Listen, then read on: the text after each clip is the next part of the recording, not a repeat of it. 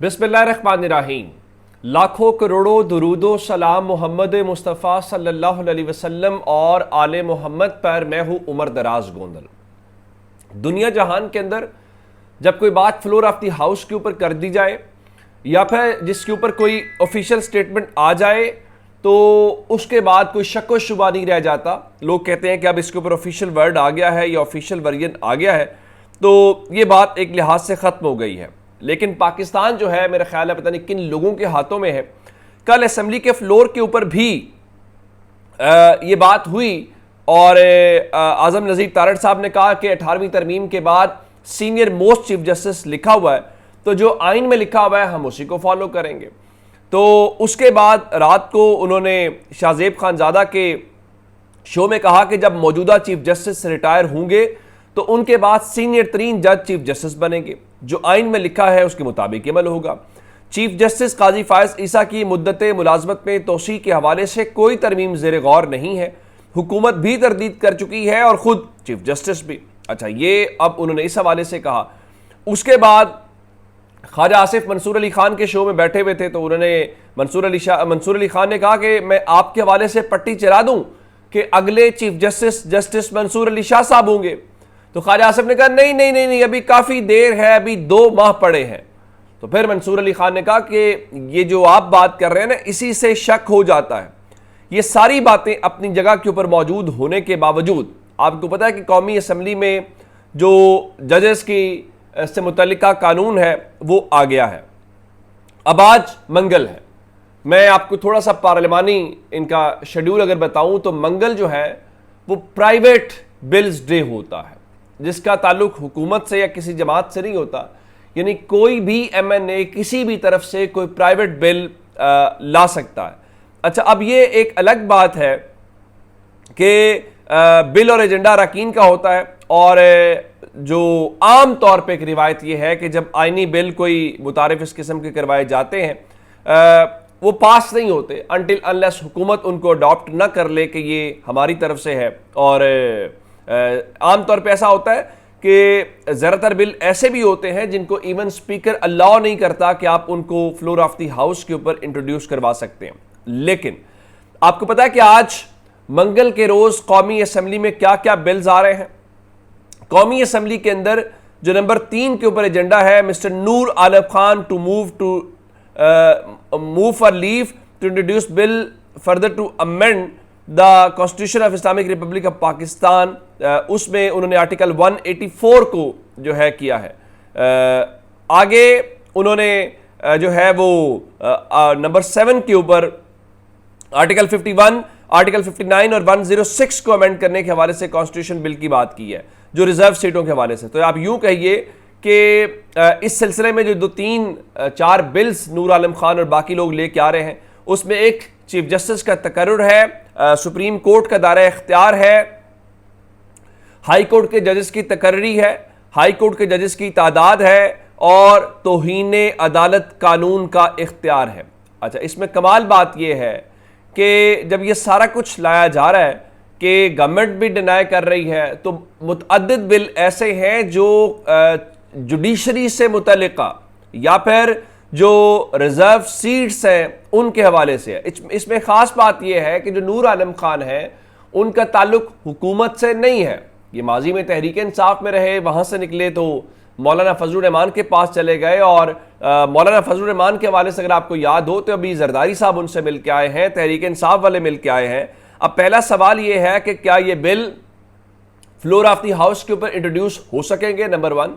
और अगर इंट्रोड्यूस होते हैं तो क्या उनको उस शेड्यूल के मुताबिक आगे ले जाया जाता है या फिर इनको हुकूमत अडॉप्ट करती है या नहीं करती, या फिर अब हुकूमत ने मौलाना फजलुर रहमान की जमात के कंधे के ऊपर बंदूक रख के चलाने का फैसला किया। और अगर ऐसा होगा तो फिर ये मालूम पड़ेगा कि मौलाना फजलुर रहमान इस पूरी गेम में उनके साथ है। लेकिन जाहिर है कि कोई लंबा चौड़ा सिलसिला नहीं, आज इस चीज़ का फैसला हो जाएगा।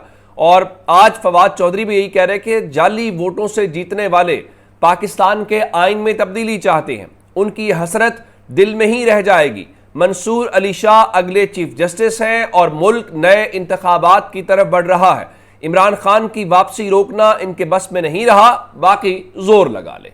अब एक तरफ तो मामला हो गया ये, दूसरा दो डेवलपमेंट्स हैं, एक इस्लामाबाद हाई कोर्ट से है, एक इलेक्शन कमीशन से है। मैं पहले इस्लामाबाद हाई कोर्ट से बता देता हूं। तहरीक इंसाफ के एक्टिविस्ट अजहर मशवानी के भाइयों की बाजियाबी का मामला है, जिसके ऊपर बार बार अदालत टाइम दे रही है और अटॉर्नी जनरल को भी कहा गया था कि वजीर आजम के नोटिस में ये मामला लेके आए। तो अब अटॉर्नी जनरल ने एक बार फिर अजहर मशवानी के भाइयों की, दो भाइयों की जो लापता होने का केस है उसमें मजीद 2 दिन की मोहलत मांगी है।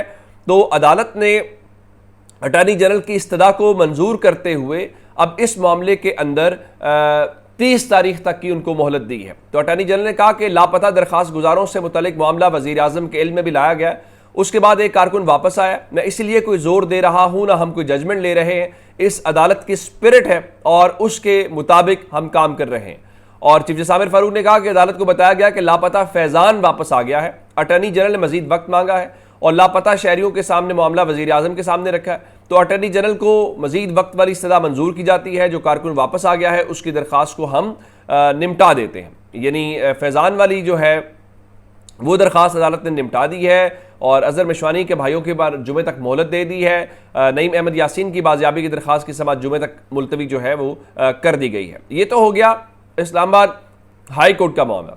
लेकिन असल एक और भी मामला था और वो पाकिस्तान तहरीक इंसाफ का जो इंट्रा पार्टी इलेक्शन है वो आज इलेक्शन कमीशन में समाअत के लिए मुकर्रर हुआ था और उस सिलसिले में अली जफर की जगह पे उज़ैर भंडारी को पाकिस्तान तहरीक इंसाफ ने अपना वकील बनाया था। तो आज पीटीआई के जो नए वकील उज़ैर भंडारी हैं वो इलेक्शन कमीशन के अंदर पेश हो गए हैं। तो क्या पाकिस्तान तहरीक इंसाफ को बल्ले का निशान वापस हो रहा है? इसमें जो नए वकील है उन्होंने अपना काम दिखाना शुरू किया और उन्होंने आज बराह रास्त इलेक्शन कमीशन का जो दायरा इख्तियार है उसको चैलेंज किया। कैसे हुआ ये कि इस सिलसिले में उन्होंने आज ये कहा कि इस सबसे पहले इलेक्शन कमीशन के मेंबर ने ये पूछा कि पीटीआई का स्टेटस क्या है। तो उस पर गौहर खान ने जवाब दिया कि उसका जवाब सुप्रीम कोर्ट ने दे दिया है। जिन अरकान को पीटीआई का तस्लीम किया गया है उनको सर्टिफिकेट मैंने दिए हैं। तो इलेक्शन कमीशन ने कहा कि हमने पीटीआई के नए इलेक्शंस के ऊपर सुप्रीम कोर्ट में कुछ नहीं कहा। फिर मेंबर सिंध ने इस्तफसार किया कि अब आप चाहते क्या हैं। तो उस सारे मामले के ऊपर उज़ैर भंडारी ने कहा कि हम ये चाहते हैं कि मखसूस नशिस्तों से मुतल्लिक सुप्रीम कोर्ट की वजाहत या तफसीली फैसला आने तक इलेक्शन कमीशन इस केस की समाअत ना करे। तो उसके बाद पाकिस्तान तहरीक इंसाफ ने इंट्रा पार्टी इलेक्शन से मुतल्लिक इलेक्शन कमीशन के दायरा इख्तियार को चैलेंज किया और ये कहा कि इंट्रा पार्टी इलेक्शन की जांच पड़ताल इलेक्शन कमीशन के दायरा इख्तियार में नहीं आता। इलेक्शन कमीशन सिर्फ ये देख सकता है कि इंट्रा पार्टी इंतखाबात हुए थे या नहीं हुए थे। ये मेरे ख्याल से पहले दिन से पाकिस्तान तहरीक इंसाफ को स्टांस लेना चाहिए था, लेकिन पाकिस्तान तहरीक इंसाफ ने स्टांस नहीं लिया। उससे क्या प्रॉब्लम हुई वो मामला आपके सामने है। अब अभी समाअत ये चल रही है, लेकिन ये प्लानिंग या स्कीम अच्छी है। इसका रिजल्ट क्या निकलता है अगली वीडियो में आपको, तब तक समाअत खत्म हो चुकी होगी, बता देंगे। एक और डेवलपमेंट, जिस तरह मैंने आपको शुरू में नूर आलम खान वाली कहानी बताई है, पाकिस्तान तहरीक इंसाफ और जो जेयूआई की कमेटीज हैं, जो दोनों पार्टीज ने कमेटीज बनाई हुई हैं, उनकी आज मुलाकात होनी है और ये मुलाकात 2 बजे पार्लियामेंट हाउस के अंदर शेड्यूल है। अब देखना पड़ेगा कि इस मुलाकात में से क्या निकलता है या फिर जो नूर आलम खान लेके आ रहे हैं उसमें से ही कुछ निकलेगा। मेरे ख्याल से इसका आज थोड़ा सा इंतजार कर लेते हैं। तो ये अब तक की अपडेट से अपना बहुत सारा ख्याल रखिएगा। खुदा हाफिज।